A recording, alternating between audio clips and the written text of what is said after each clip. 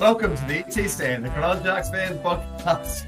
You idiots, I'm just laughing at these clowns just trying to make faces at me in the background. On this episode of the ET Stand podcast, we are going to work out, stop it you idiots.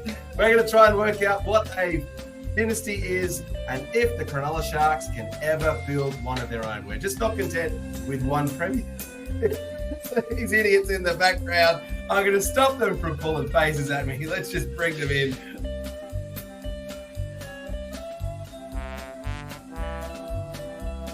That is Boldo's Tears. Chris Kelly, who would you move? Where do we start? I'm glad Boldo didn't grow up in Egypt times because that's a terrible looking pyramid. It would have fallen over and collapsed by now. And given that he just Googled the squad and put Matt Ikevalu in the bottom and he hasn't been there since half of last year, a pyramid would have fallen. He's still on the page. The pyramid would have fallen over. You would have been missing a foundation piece and it's fallen over. Oh, Maloney is still away goes! Away goes James Maloney! They're kicking him home, the Sharks fans! Maloney is there! Healy! It's Healy! And gone! On his departure day! Mitch Healy gets a try! The crowd have gone absolutely bereft! In amongst all of that, Lat's had an awesome story about how awesome this Finau guy was, and then Boldo concludes it with like, yeah, Finucane, how good is he? And everyone's like, I don't even know who Finau is. I just assumed that Finau was the same guy as Finucane. Is that a different person? I didn't know that. Who the hell's Finau? Wow. This is how flawed the tears are. He doesn't even know half the time. Boldo. This is where the tears bit comes into it. I'm listening to the car going, did my stream just like skip 30 seconds or something? Like, no, it was just Boldo just playing along. But anyway. Leachy, great ball to Campbell. He's away. Campbell to the 30-metre line. Now, Colin Best heading to the corner. Gets it back on the inside. Graham, they're over. Nick Graham has scored. 4 minutes into the game. Ennis away. Here they are. Pryor. Can he get it there? Yes, he can. Matt Pryor, an unlikely first try scorer for the Sharks.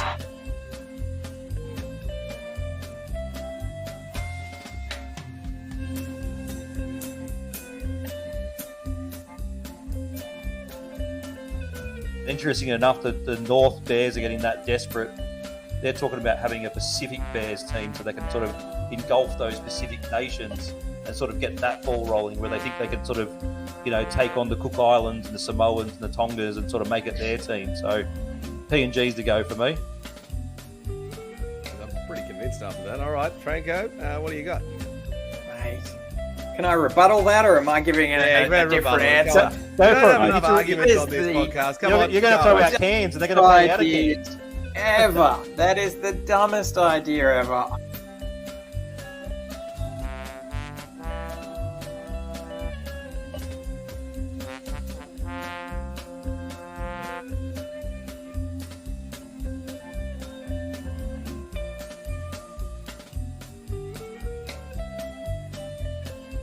Townsend now calling the shots with Johnson off. They will go. Gallen, field goal. Paul Gallen field goal. That is amazing. That is ridiculous.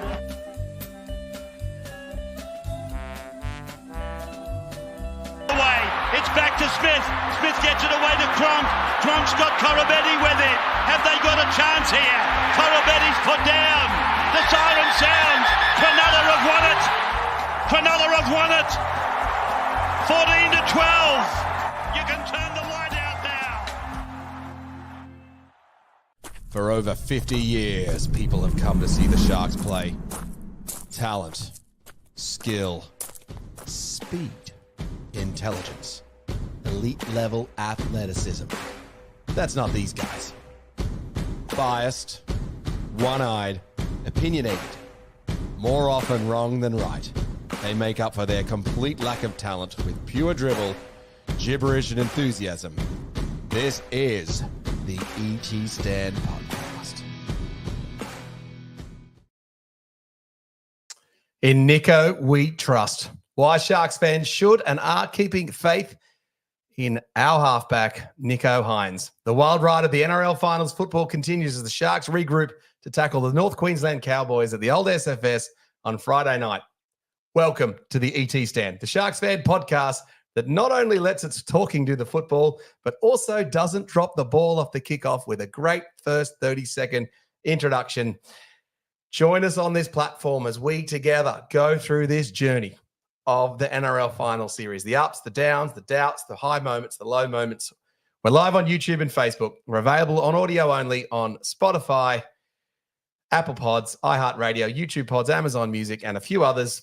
Hit the subscribe button if you are new to the show. Come on, it's down there. Just do it for us.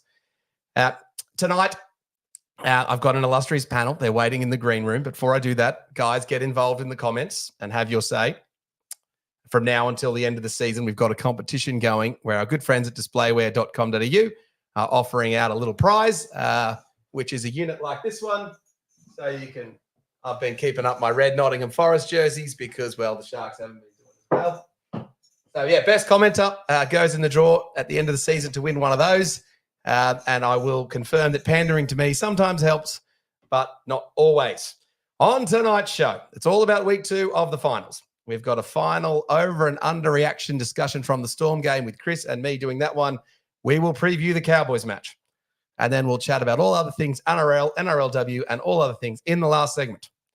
But before we get onto that, let's get the panel in.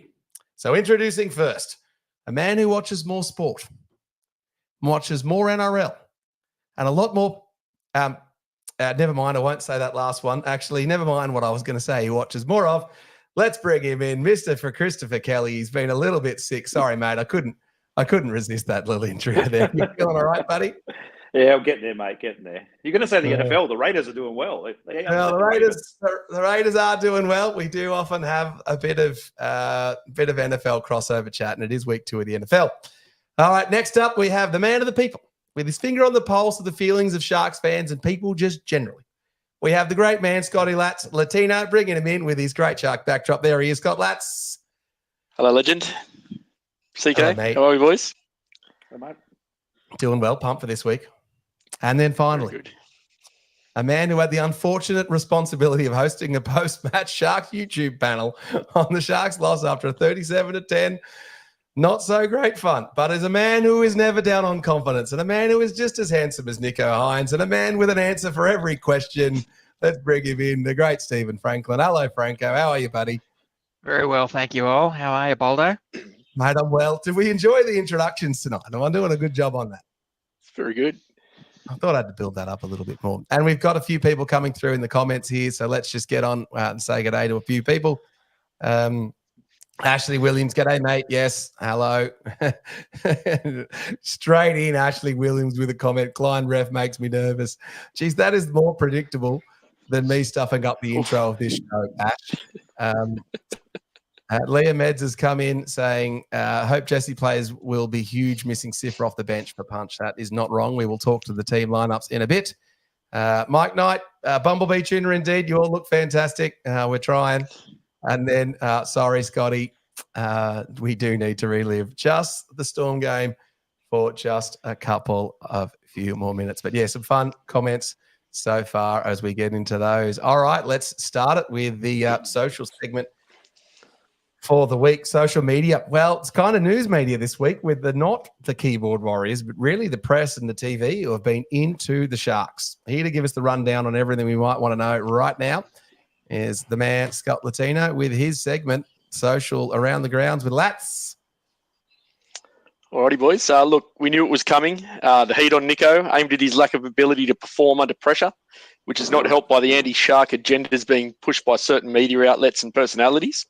None other than Greg Alexander's come out in the media over the last couple of days calling for Nicho to be dropped The bloke's dead set kidding himself if he thinks this is going to happen. Nicho didn't actually have a terrible game against the Storm on Saturday, and Gal came out in Nicho's defence laying blame at the forwards and their inability to lay a platform for the halves, stating none of our forwards cracked 100 metres and it's not good enough for finals footy.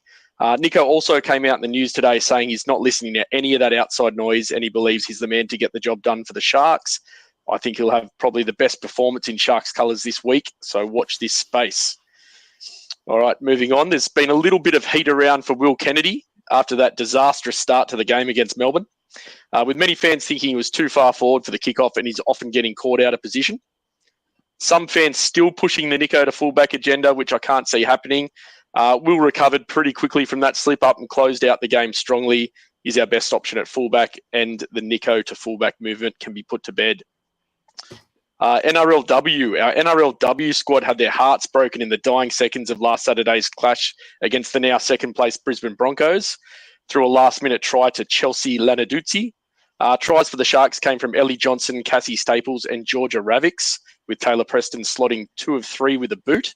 The loss sees the girls fall to third place on the Telstra Women's Premiership ladder, and they get their chance to get their season back on track when they play the 10th place West Tigers at PointsBet Stadium this Thursday night at 7:45 p.m.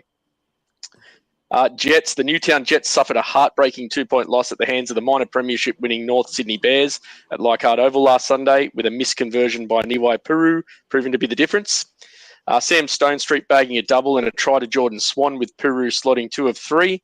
A win would have seen the Jets secure a place in the knock-on effect New South Wales Cup Grand Final. However, not all hope is lost as the boys get another crack this week against the third place finishing Canberra Raiders at Leichhardt Oval this Saturday at 1 p.m, with the winner to go on and play the Bears in the final at Combank Stadium on Sunday the 29th of September at 3 p.m.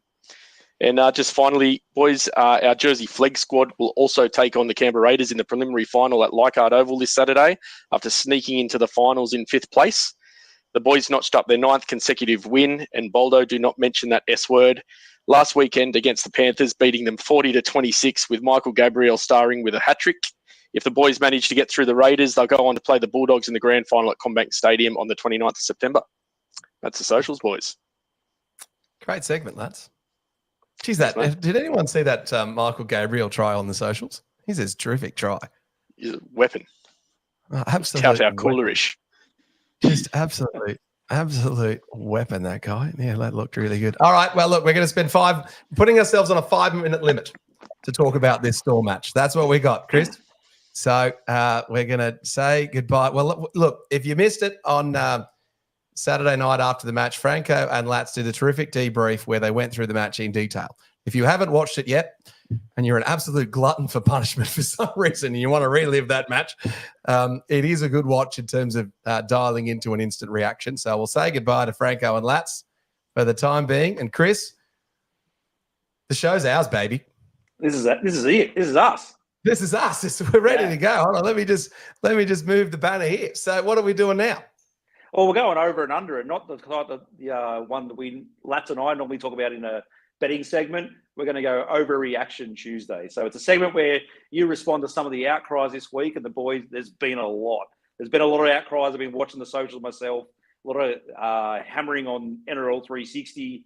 Obviously, a lot of Sharks fans upset with the so-called S word continuing through the finals. So after freshly returning from Melbourne, I'm sure it was devastating. You probably should have played the 2015 video. Before you went down, Boldo, I'm going to get your over and under Overreaction Tuesday. Are you ready? Sounds good. I'm ready. Sounds good. You ready? And I'm looking forward to you telling me I'm wrong or overreacting to any of these. I can't wait. All right, so let's get into it. Sharks can't win finals under Fitzgibbon. These are all just geared up for you to fire up and go. Sharks can't win finals under Fitzgibbon. Over or under reaction? I'm going to say that is actually an overreaction, Chris. And you might think I might be going back on my word, but this is what I'm landed. Winning finals matches is hard. So the current top set of teams are incredibly difficult to beat. Storm and Panthers, particularly. If you look at our last couple of losses from the final series, we lost to the Golden Point to the Cowboys match. And we did have that unlucky sin bin. South, we limped in and we were a bit busted after playing extra time. And the Roosters, we lost on a field goal when Kiri kind of cheated us a little bit. And then Storm, they basically hardly made a mistake. And even that game, we were actually more in it having rewatched it today. The margins in these final matches are very, very slim. And so this is not regular NRL, and we are learning how to match it with the big boys. So one comment I will make, and this is an NFL analogy, which is the easy draws and the lack of the big match opponents, I think is actually now hurting us, because you see it in the NFL with the stronger divisions who play the stronger teams more regularly. They do better in the playoffs because they're used to those sort of matches. We are not used to playing the big boys as much, and we might have forgotten what it's like. So it is difficult to win. So can we win under Fitzgibbon or not? This week's match is absolutely critical for putting that to bed. This match is winnable, and it's a big test for Fitzy. And I want to see some strategy from him, and I want to see some oomph, and I want to see the boys being up for it. Where he is up to as a coach, I think he's going to be benchmarked by this match. I'm going to let him off the hook for the other ones. Said it at the start of the season. He's got to win. We got to win one playoff game, Chris. Playoffs are difficult. Overreaction. I think I've got that one on point. What do you reckon? No, on point for me. I agree with you. You got to only ask the Bulldogs fans how they're feeling. They were celebrating just making the semi-finals, had the game in control, and Manly, with the experience of big game experienced players, pulled their pants down the last 10 minutes. So, no, I totally agree with that. I think Fitzgibbon, we're still finding his feet as a head coach. You got to be happy, Sharks fans. Top 4 or 5 teams of the last 3 years. I know the boys touched on it in the debrief. You can't really be too fussed about that. Ask a lot of other teams who are currently holiday in Bali where they'd rather be right now. So let's go with that. Was that this? Oh, you killed me on this because I know there is a little bias in this one. Was that the worst start to a finals match ever? Was it the key reason we lost? And we're talking about the Will Kennedy kickoff and drop. I'm going to say yes, mate. Sorry. Did it take the air out of you in the ground to start the match? It just killed us. You just were sitting there at the ground. You're all pumped up. You hear the music. You see the stupid fire thing box in front of you, blocking the view for the poor Sharks fans. And then one of your key guys just doesn't catch the ball off the kickoff. And you can say, oh, we came back into it. It was 6-4. It was 10-4. It was 14-10, whatever. It was like Marty Bella dropping the ball in 1994. You just knew it was over, and we just couldn't get it back into it. And Adam Dykes and David Peachey never dropped the ball off the kickoff. And I put this challenge out to our guys. Did David Peachey ever drop the ball off the kickoff? I don't think he ever did, ever. So if a Sharks fan can tell me if Peach dropped it off the kickoff, do let me know. It was disastrous. It was the key reason we lost. Sorry, Will, but I believe in you. Key reason. You're going key reason. Well, you know what? I kind of think it was pretty much the premises of the whole rest of the game was just flat, and it was like they dropped 1,000 balls. Like you said, they were in the match, but there was just times where that seemed to really compound, and it just felt like that was how the game was going to go. But anyway, we know it's tough to win out of Melbourne, and you've got to get those things right. So, obviously, on the back of, we'll go into team list later on, but the Sharks should be playing 4 forwards on the bench. Fitzy got it wrong. Our forwards were a reason we lost the match. Overreaction or underreaction? No, that's spot on. We've been playing for this all season. We've been playing pretty much the entire season with 4 forwards off the bench, and this has been our point of difference. Simple power football. I thought Matt Johns actually called it out pretty well in the commentary. Crash plays with quick shift to isolate to their centres, one-on-one with some angled runs from the players, more simple football. And our guys just run out of gas in the last 20 minutes. Annesley actually showed an increase in intensity on NRL.com of finals football versus regular football. It's a good video to go and watch. And we're basically playing with 16 players and then a 10-minute cameo player. And we didn't really have a strategy for how we were going to use him. Look, here's the thing with the Sharks, I think, this season. We aren't going to beat the NRL elite with injury or bad luck. We need things to go away. We've seen gun Sharks teams with injuries fail before in the finals. 1999 with Matt Rogers going out was the one that most notably that I remember, and that late 80s team with Barry Russell getting injured as well. We need to ride our luck. In 2016, we had no injuries and we won. And against the top teams, we need to gamble with the bench and run with the 4 forwards. Having said that, if you expect us to beat the Cowboys and do that easy, then maybe we do run with Atkinson, but I don't think we do. We got to run with the 4 forwards. It wouldn't surprise me if we see 4 forwards running out on Friday night. Yeah, you're right. In touching on that, he's gone through a forward rotation throughout the whole season. Those guys should be ready to play big minutes instead of the 5 or 10 minute stints they're kind of used to. They've all been rotated through the starting team. They've all know what it's like to start and play bigger roles, bigger minutes. The Atkinson thing, yeah, look, I think it's probably just a utility thing to go at the moment, but we'll go through the team list and our thoughts on it later and go from there. But so the biggest one, obviously, what the talk is, a lot of fans sitting in their off seat at the moment have had their chirp as well on social media. Should we be dropping Nicho? Is he down on confidence? And the team did so well with Atco playing, which is debatable again. He's obviously coming off, as you know, Boldo, doing an injury like this. It's kind of tough to just roll straight into finals and fire, especially with a syndesmosis, serious foot injury like that. Should we be dropping Nicho, under or over? Dropping Nicho is the largest overreaction I might remember in the NRL ever. Nicho is the key player for the Sharks. He is our marquee player. He is a former Dally M winner. He's still not played that many games as halfback, and we are evolving and developing him into a halfback, which includes getting through these big games. That's why I'm big on him playing State of Origin. Let's look at all this. If Nicho leaves tomorrow, how many clubs immediately try and sign him as their halfback? And I would say, other than West Tigers, who have got Luai, Eels, Panthers, and Storm, I think every single other team tries to sign him. I would say Reynolds and DC are better players than him, but they're on their last legs. And I think in a season or two, he will be better than them. So worst case, he's the 7th best halfback. Best case, he's the 5th best halfback. Now, that gets you into the final series. Now, if Nicho can improve to the 4th or 3rd best halfback, then you're in a shot of winning a premiership because you need the top 3, 4 halfbacks to win. He's a work-in-progress halfback. We have the 6th best halfback with the 3rd best team. And, guys, it's okay to lose to the Storm. There are 11 teams who would love to be in our position right now. There are 2 teams that are ahead of us and 4 teams that are in the same position as us. Dropping Nicho is an absolute brain explosion. That is a massive overreaction. And I actually thought he was pretty good in the press conference this afternoon. And I'm going to bring Franco in specifically now as we close out overreaction and underreaction, because I know Franco watched the press conference with a lot of detail this afternoon. Franco, what was your take on Nicho in the press conference? Oh, I thought he handled it quite well. I think it was a little bit obvious that the press have a thread to pull, and they keep pulling that, and he's a little bit sick of it. They're certainly looking for some kind of angle to talk about, the pressure and how you feel about not being able to lift in the big games, and the press or the social media or the fans getting to you, the coach, what's going on, how do you feel about it, how's your headspace? But I think he played it with a straight bat. I think he sort of worked his way through there, talking about, really hit the right notes. Whether that's what us as fans wanted to hear or the press wanted to hear, it doesn't really matter. The point is he got through those questions without throwing up any red flags, without giving the press any more bait than what they already have.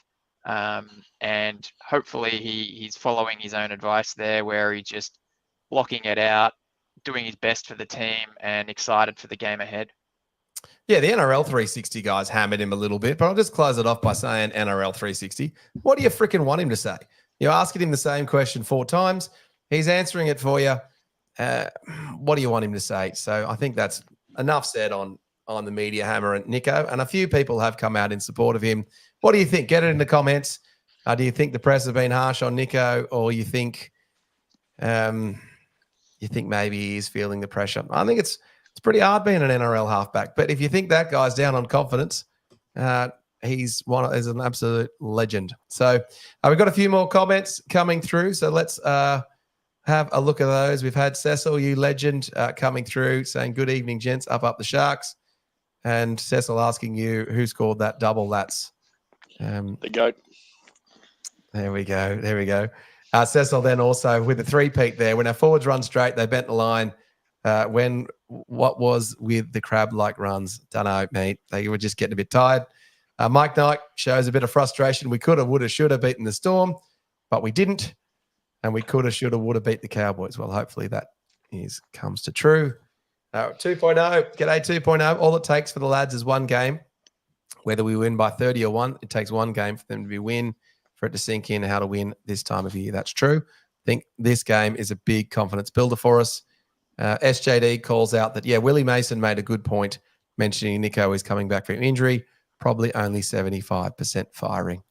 That's probably right, SJD. Ryan has come through saying, 4 forwards has worked the majority of the year. We need to go back to it. Less minutes per forward means each forward can lift their intensity and provide more impact.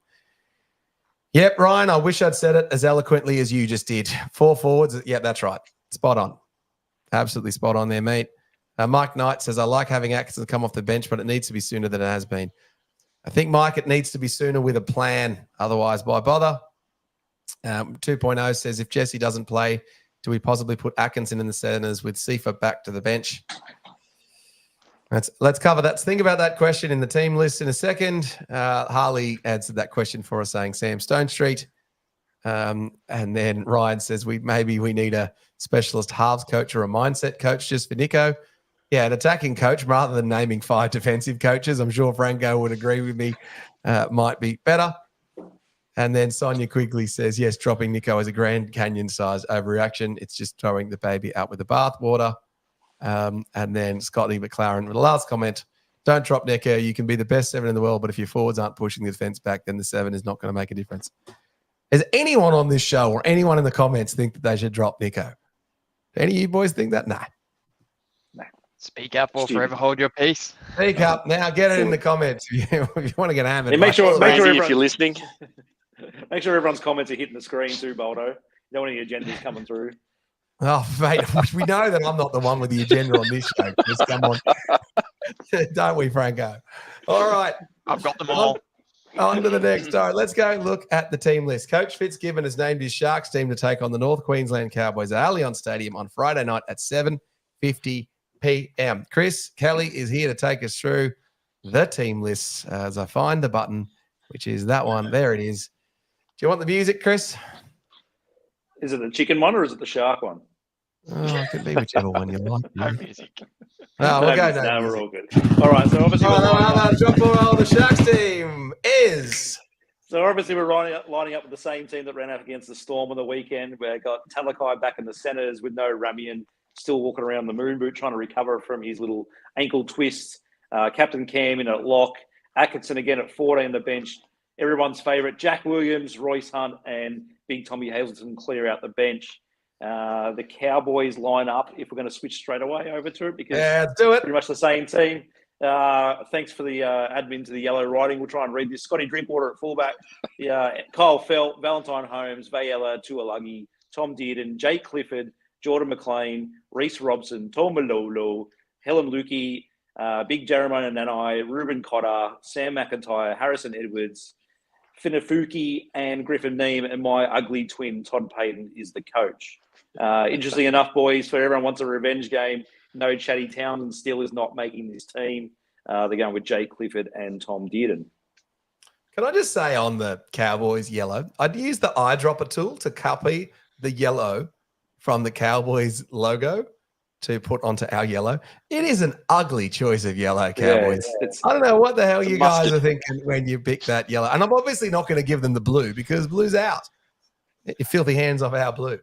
All right, well, jumping back to the Sharks team. Are there any surprises there for you,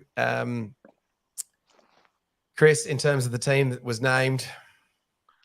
Obviously, we're going back with Talakai in the centres. Like I said, Ramian's named at 22. He's obviously going to push for a captain's run to see if he can make that team. A bit of a short turnaround. Obviously, he didn't play this week, but like I said, he was spotted on Sunday trying to recover, still in a moon boot. So Atkinson gets the 14 over Talakai. We talked on it. Williams came in just before and maybe suggested it. Atkinson is a younger version of Connor Tracy, but he just hasn't got that body type to play in the centres. The Cowboys like to play out the back, especially with Val Holmes and Tuolagi.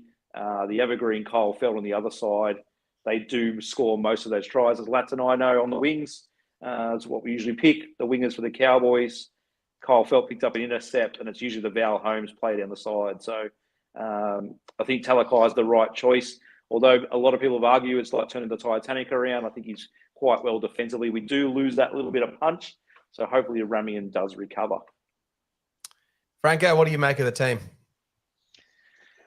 Oh, I think this is really, if ever there was a sign that we're circling the wagons, this is it. Naming the same team, backing the lads, keeping the press at bay, but with a bit of wiggle room on the extended bench. I think, paint by numbers here as far as that's concerned, but giving us that flexibility on the bench.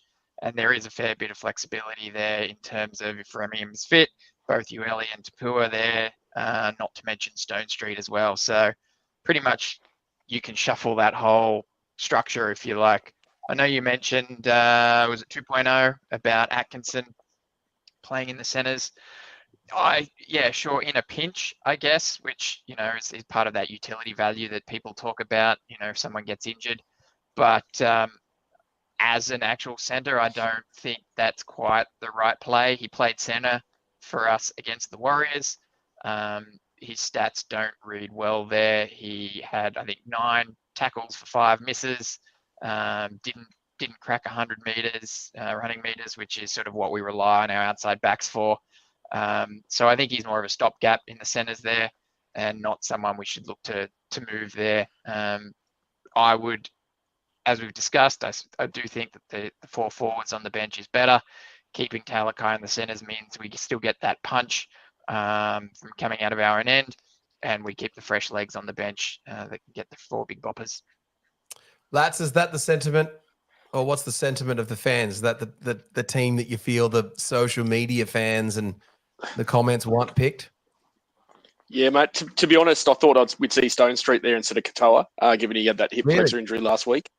So dropped? Or the fans was certainly called, not a drop, just in case. I didn't think he'd be fit, and quite a few fans didn't either. Atkinson on the bench worries me. I didn't think we got that much out of that little experiment last week. And given that North Queensland have a very forward-heavy bench with 3 props and a second rower, I think we need to match that, especially given last week how our forwards underperformed. I think we need that extra punch on the bench with Talakai in the centres, and I think Tapua or Hamlin Ueli can provide that. I was going to ask Chris that question about the what was the makeup of the Cowboys bench. So I guess we've just done that. So what is it? 3 forwards and a back? No, 3 forwards and a second 3 rower. props and a second rower. Right.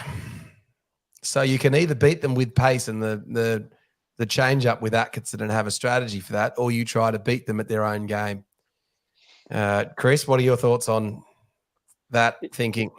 Yeah, like you said, you spoke on it. The intensity picks up in the semi-finals, and you'd hate to think. Well, I wouldn't hate to think if that happens to the Cowboys, but if a couple of injuries happens to their backs, their reshuffle is quite tough. I know Nanai can sort of slip out to the centers out there, but if you lose, I don't know, a center or a half, they're kind of screwed after that. So I prefer, like I said, I agree with the boys. I'd prefer Ramian was fit, comes in the team. Unfortunately, Atkinson misses out. Talakai goes to he's pretty much our utility. Is how we're going to look at it. He's our bigger Atkinson version, is what everyone's going to look at. He comes on, plays his second row, punches through the middle, but he's not thrown out there in the middle like Atkinson was on the weekend and just, do your best. He's not a Craig Wing type of player. He's not going to jump in a dummy half and make those big tackles like Franco mentioned. So, yeah, look, I've watched a lot of Cowboys, obviously, this season. Like, I watch all the games. Their form is so up and down, it's not funny. They probably should have handsomely beat the Knights, but the Knights almost beat them as well in the same breath. If Gagai held onto the ball, Ruben Cotter got there within a hair of beating Ponga to score the match-winning try. So, and that was up there with all their fans. I know the media's come through and said that the Cowboys team's actually struggling to get a flight down the city at the moment, given there's some that's rubbish. Cowboys fines travelling down. Yeah, that's just a bit of scuttlebutt. The build up for semi-finals. There's no way a team can't get to Sydney. It's ridiculous. So yeah, they've hit a little bit of purple patch of form, but again, they were playing teams that were, they're playing the Dogs who were missing a few pieces. They're playing the Knights who had to play for their lives just to make the semi-finals and go up to North Queensland, missing their representative centre in Bradman Best and just sneaking home with a win. So, yeah, I'm going in confident in this game, but let's just see what happens. All right, we will get Franco in a second to give us a bit of a form guide on in the absence of the great Matthew Williams in a second. But in the meantime, with a few of you there online, I thought Franco and we got a bunch of buddies who have actually set up a Discord channel online where you can get online and chat with fellow Sharks fans. These poor characters who set up this Discord channel let us know. And so we've now basically not taken it over, but we're certainly very dominant and infiltrated this Discord channel. There's a whole bunch of tech in there in terms of providing you with stats, and you can ask SharkBot. Is that what it's called? SharkBot? Yeah, I'm not so good at asking SharkBot what the stats are, but it's certainly a good, fun way of getting involved with. And Franco's going to put the link up in the description so you can jump on board with the Discord channel. Fun. Yeah, it is good fun. And if you want to just give us a hard time, it's where we have our kind of main group chat during the game. 2.0, Williams 2.0 is a big user of it now. Nathan Hunt's also in there. So any of you Sharks legends, please do get in the Discord channel. Franco, anything else I missed with that? Yeah, no, I think, it's a pretty Discord is it's an app that you can install on your phone or on your PC.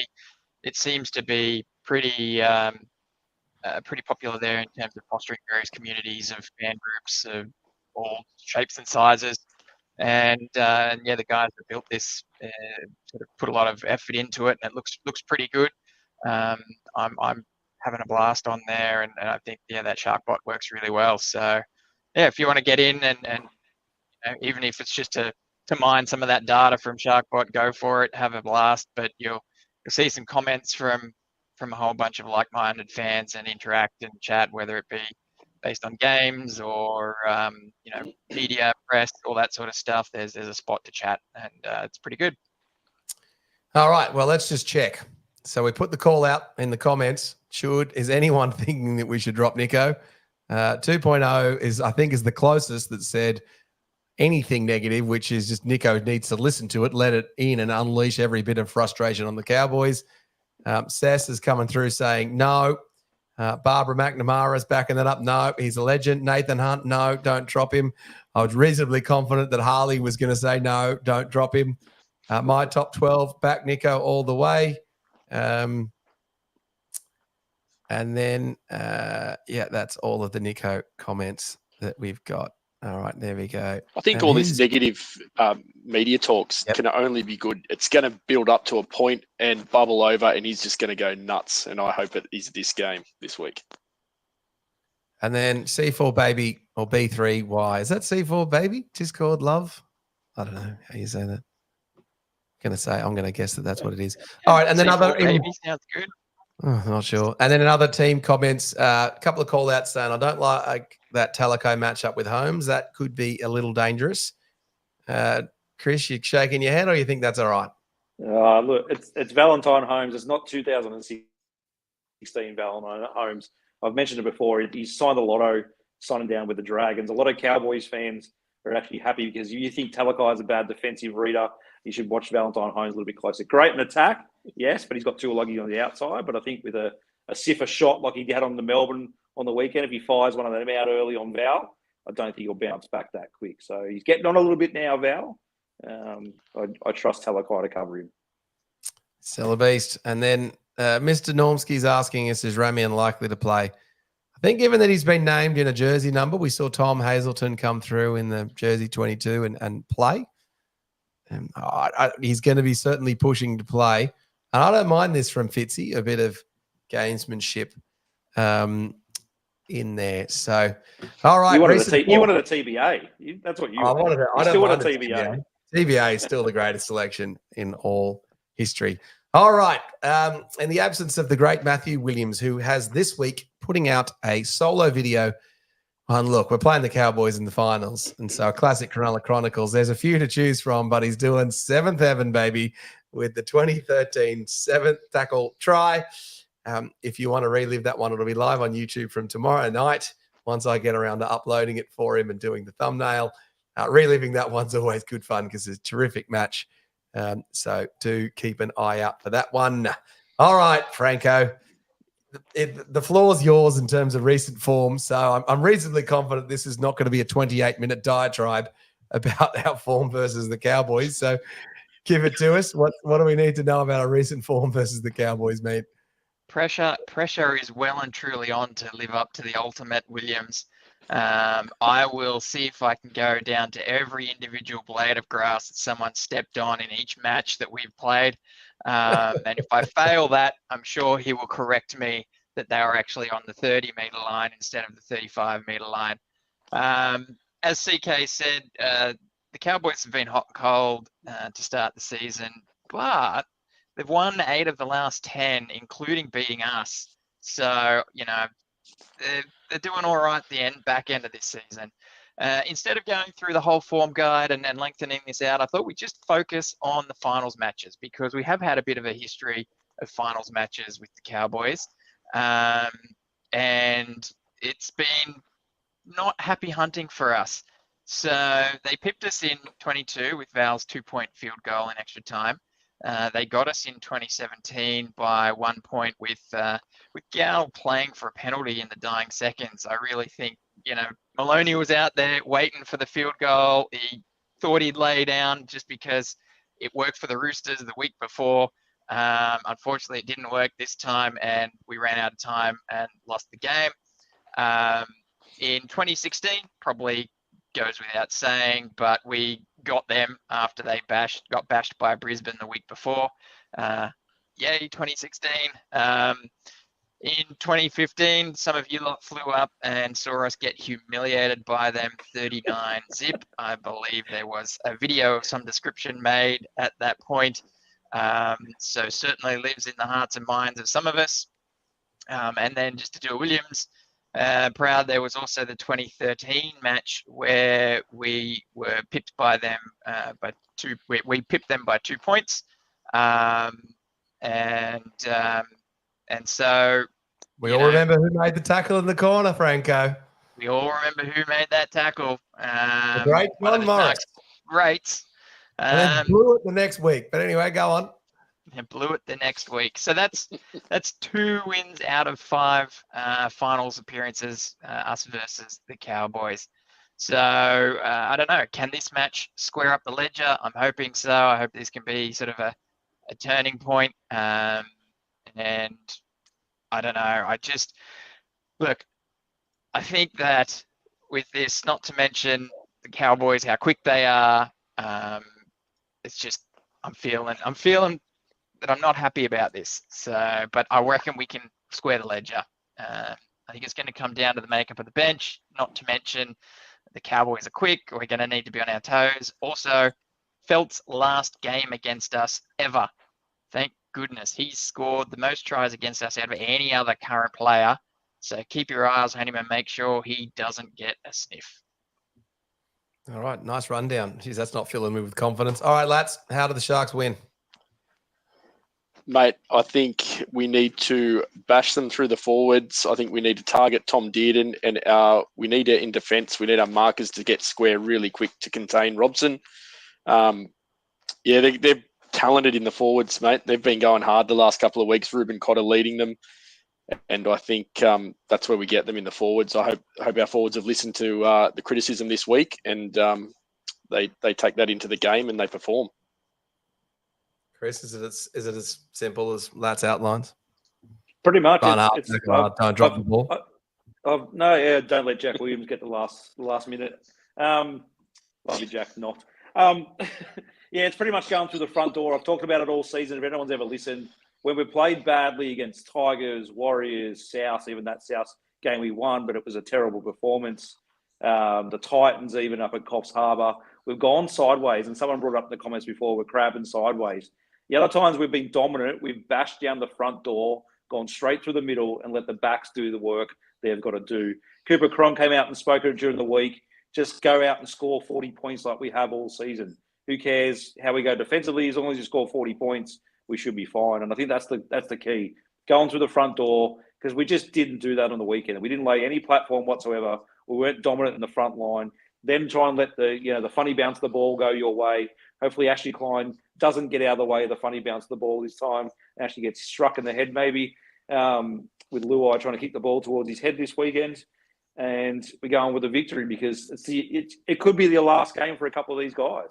We've talked about the contracts. This could be the last game for a couple of these guys in these colours. It's time to go out, go through the front door, let the backs do the work. Ronnie didn't see the ball on the weekend except for coming out of trouble. A couple of times they could have gone to him. But again, we're flat, and I'm sick of seeing it. So let's bash them. Mike Knight agrees with you, Chris. Yep. Through from Mike Knight. And then Williams 2.0 is calling out stressless Franco. The Prince Nicho is about to go off.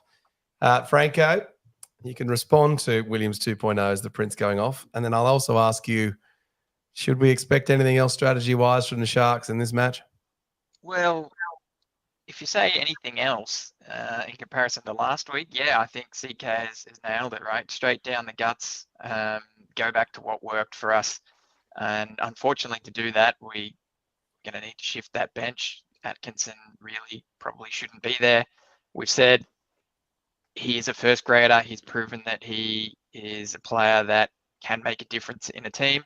Unfortunately, this sort of game, this is not the type of game to have someone flashy come on for a couple of sets and see what they can do. We need someone to be able to help run the engine and help push us down that middle. So back to what works for us, I think, is what's required. Simple as that. I think that's right. All right, a couple of comments coming through. SJD has said, if one of our boys can play huge minutes, i.e. McInnes, Williams, Kafusi, Atco as the optimal option off the bench. Yeah, we're not even getting that huge minutes SJD out of McInnes, so I don't think we have that option. Ashley Williams is reminding us, yes, 2013 is when we beat the Cowboys scoring on the 7th tackle. SJD is then saying, back to what works for us. Atco was on the bench against Manly. Yeah, it's one match, mate. And it was a luxury as well.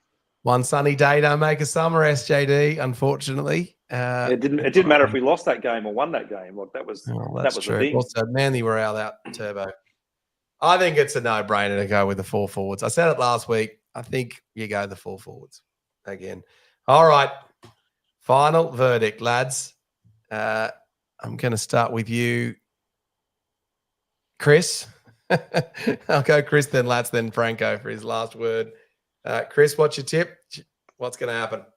Yeah, let's go Sharks 18-16. Make it a heart attack. I think we'll win.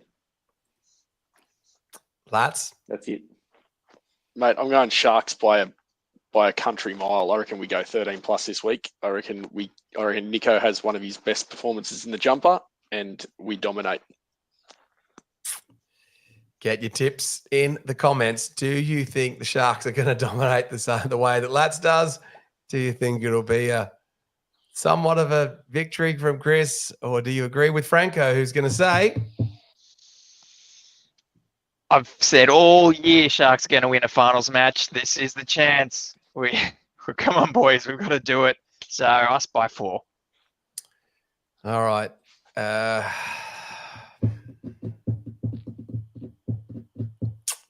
And my tip, as the resident voice of reason and the voice of doom on the ET Stand podcast, I'm going to say to you, we're winning, baby. Let's go. Come on, Sharks. We're getting the job done. It is never in doubt. I believe in you, Nicho Hines. I know you will catch the ball off the kickoff, Kennedy. And we know Jack Williams drops the ball every second week. So we know this week he's going to be good. I reckon Lats is on the money. Let's go. 13 plus, baby. It's going to be Maloney style running down into the corner where the Sharks fans are all in that corner. Sharks are going to win, baby. I just think we've got the number on the Cowboys. I think they're going to be pumped up. The pressure's on them. Nicho's going to turn this pressure into diamonds. Nicho will be the man of the match, Mr. SJD, but I can see that you've got there that you're saying Kennedy. A few other tips are coming through. I know you guys were worried I was going to tip the Cowboys then. SQDN saying 1-12. My top 12 is saying Sharks by 13 plus. Mike Knight saying 30-10. Cecil saying he's with Lats. SJD is saying it'll be 1-12 at halftime and 13 plus. And then 2.0 saying Sharks 30-20. Nicho 2 try assists and man of the match. Is anyone brave enough to say that the Sharks aren't going to win. Get it in the comments, and you'll probably get soundly hammered. Because we're the Come on, fluffy Paul, show. where are you? Remember? We're the fluffy ones. Where's Blues for or someone else or that Storm guy that got booted off? No, I am feeling confident about it. I think we should feel confident about it, and I think we're even going to be wearing bald heads actually to the ground. There's a chance that we might be doing that on the weekend, which could be a little bit of fun. All right, anything else on the match before we move to everything else, fellas? There's a comment there from Mr. Nomsky. Who comes in if Atco is dropped and Ramian is still injured? My call is Tapua. Tapua. Yeah, Tapua. Ueli will come in for that one. He's just got the big game split. experience. I think he's got a higher ceiling for us, Ueli. I think is who you bring in. He has the potential to be an absolute gun. And then SJD is saying that he didn't say 13 plus. I think I was saying that, no, he said 13 plus full time. There it is, SJD. What are you talking about? Black and white, champ. There it is, SJD. Got It's the notarized. Yeah, that's right. You're gonna go edit that comment or what? Paper trail. All right, and then it's SQDN. Jesus, confusing with these SJDs and SQDNs. Brayley for man of the match. And Nice if it was. And then, but bring in Big Tukes to bring the big guns out. It's not a bad idea to unleash him. All right, well, look, you've got a very confident ET stand panel going into this match on Friday night. Fingers crossed that's what happens. Let's now chat about everything else that is happening in the world of rugby league as we do so in the next 4 minutes. I mentioned the Discord channel. Franco, do you want to touch on just the chronolified, personified NRLW performance? Oh, I mean, heartbreak from the girls last week, losing in the final seconds. Good turnaround from their thumping from the Roosters, but still we need to show a bit of improvement. Against the Tigers, who are coming last, means we'll get an opportunity to build some confidence. Hopefully it won't be false confidence, and it will just get us back on track. So onwards and upwards from NRLW. We know they're a champion team full of good talent. Couple of blips, but let's get back on track and bring it home. It was certainly a spirited performance. They just ran out of gas at the end, and the Bronco girls were just a little lucky, weren't they? Chris, anything catching your eye around the rugby league world? Whilst I give you time to think about your answer to that, Franco is going to go find the best comment in the comments tonight. So Franco's off the hook for a couple of minutes whilst he goes and decides what for the draw. Yeah, Chris, what's catching your eye around the NRL? Yeah, I'm going to swing for the fences on the NRL and the media again, not just about the Nicho, but every single season, the ground of where a game should be played rears its ugly head every single season. Doesn't matter what team it is, including us. Yes, we only hold 13,000 at the moment, probably 12,500. So it was a bit of a reach by our guys to try and get a home final. But we are playing the Cowboys. Just because they said there's fans travelling, it doesn't mean there's going to be 10,000 fans travelling. It's probably going to be about 2,000 fans travelling. So the whole point was not to have it at Allianz, is because next door the Swans are hosting a 40,000 strong crowd in a prelim final right next door, which causes absolute chaos for all the fans travelling to Allianz. Now, just don't forget, fans, every single season this comes up. So if people don't realise, Melbourne, if they lost, they would again host in Melbourne. They also host their prelim final in Melbourne next week. And that's just the argument that comes up every single season. Queensland teams don't have to leave Queensland. Broncos can host a prelim. Yes, it's Suncorp and it holds 50,000. But imagine we're playing the Roosters at Allianz and we were the highest seed team. It just doesn't make sense every single season. But it's just something that everyone wants to bring up and hammer down and carry on. But it's never going to change. That's my rant. Should I ask you about State of Origin now, or are you still ranting? Go for it. Yeah, still ranting about Origin. I think that's probably a fair point.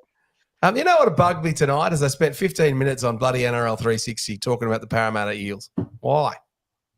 It's normally the West Tigers. It's normally the Tigers they talk about. All right, Lats is going to give us, if you got a bright spot for us, Lats, something funny. I know you ask a funny person to tell a joke and then with no notice. Like, no. Mate, I can't tell any of the jokes I know. Believe me, what's the time? No, definitely not.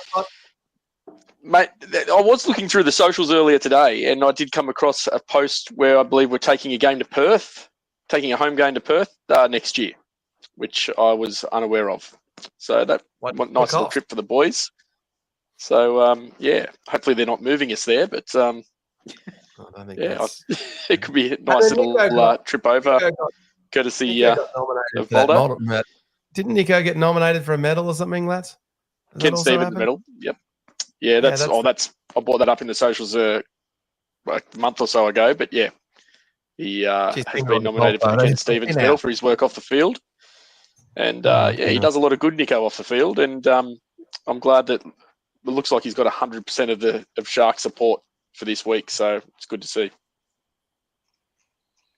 Here we go. All right, perfect. All right, Franco. Well, the floor is yours, my friend. You can judge Franco is now going to judge who goes into the end of season draw for the lovely unit from our friends at displayware.com.au. All right, we've got two contenders. I'm going to throw to the floor. So we've got good commenter Scott McLaren. He says, do we need to relive the Storm game? I had a counselling session this morning to deal with that loss. So that's a good one. Now, it's a continuing trend. They've all been funny comments, including that one. So maybe we go with a pointed, analytical comment that did better than our host in saying, from Ryan, 4 forwards has worked the majority of the year. We need to go back to it. Less minutes per forward means each forward can lift their intensity and provide more impact. All right, I know who I think should be the winner. I'm with Ryan, I think. I'm with Ryan. Lads, everyone's with Ryan, aren't you? Yeah, I'm with Ryan, but just for Scotty, if he can give me the number of that therapist, because if Boldo makes me watch that 99 final against the Dragons one more time, I'm going to be locked up in a padded cell. I wanted to go with Scotty's comment just because I know Boldo actually watched it live and then re-sat through it today. So I did. he's a sick man. I did rewatch it. That's the dedication that I have as host of this show, is that I rewatched rewatched it. We were more in it than actually I'd realised. We were closer than I thought. You were very angry on the debrief. But when you're at the game, it just seems so different, doesn't it? It's like, I don't know. It just felt like we were more. It's more frustrating watching the TV because you see the things the referee misses compared to what you see on the field. You get drawn in by the BS of like the commentators trying to convince you that your team can come back. Oh yeah, the Sharks have really weathered the storm here and they can come back. And you're like sitting there going, mate, if this was us winning by this much, you'd be like, calling these guys lunatics. There's no way we're coming back. I think it was made worse at the end of the game as well with, I don't know if anyone saw it, was the press conference with Fitzy and McGuinness, and they got up to go leave, and the table flipped over, and all the commentators were laughing, saying nothing's gone right for the Sharks tonight. Nothing. Nothing went right. I thought maybe Cam just flipped it because he was annoyed. Cronulla personified in a press conference. All right. Well, that was the ET stand for this week 2 finals preview leading up to the Cowboys match. We were live after full time on Friday night to relive a very high or a very low. Matty Williams is out with a Chronicles match tomorrow. I'm going to hope to have an interview during the week and an opposition fan preview and a few other things going on as well. Ryan, congratulations on getting your way into the draw. Great show tonight, lads. Great show from everyone in the comments. Thank you for your support for the Sharks. Positive always. Nicho Hines, we do believe in you. Up, Cronulla. Let's go, baby. Up. For over 50 years, people have come to see the Sharks play. Talent, skill, speed, intelligence, elite-level athleticism. That's not these guys. Biased, one-eyed, opinionated. More often wrong than right. They make up for their complete lack of talent with pure dribble, gibberish, and enthusiasm. This is the ET Stand Podcast.